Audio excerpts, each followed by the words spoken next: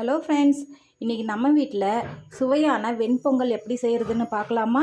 அதுக்கு முதல்ல ஒரு கிளாஸ் அரிசி, ஒரு கிளாஸ் பாசிப்பருப்பு நல்லா ஊற வச்சு கழுவி வச்சுருக்கிறேன்.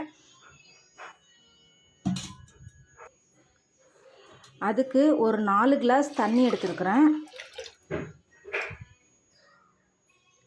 தேவையான அளவு உப்பு போட்டு நல்லா ஒரு 5லேருந்து 6 விசில் வச்சு எடுத்துக்கணும். பொங்கல் தாளிக்கிறதுக்கு ஒரு பேன் வச்சுக்கணும். அதில் தேவையான அளவு நெய் போட்டுக்கணும்.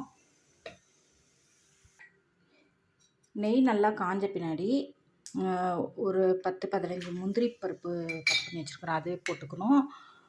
ஒரு ஸ்பூன் மிளகு, ஒரு ஸ்பூன் சீரகம் நல்லா தட்டி வச்சுருக்கிறேன், அதையும் போட்டுக்கணும். ஒரு துண்டு இஞ்சி நல்லா சீவி வச்சுருக்கிறேன், அதையும் போட்டுக்கணும்.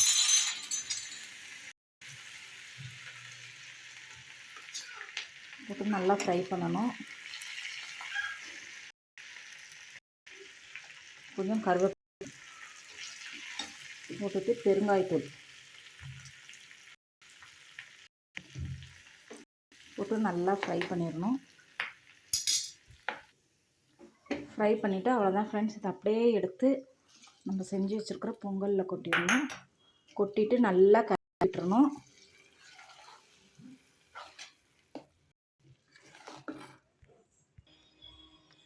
அவ்வளோதான் ஃப்ரெண்ட்ஸ், ஒரு நல்ல சுவையான ஒரு பொங்கல் ரெடி ஆயிடுச்சு. இப்படி செஞ்சிங்கன்னா குழந்தைங்க நல்லா விரும்பி சாப்பிடுவாங்க. இதோட இந்த வீடியோ முடிஞ்சிருச்சு. நம்ம வீடியோ பிடிச்சிருந்துச்சுன்னா லைக் பண்ணுங்கள், ஷேர் பண்ணுங்கள், கமெண்ட் பண்ணுங்கள், மறக்காமல் சப்ஸ்கிரைப் பண்ணுங்கள். பாய்.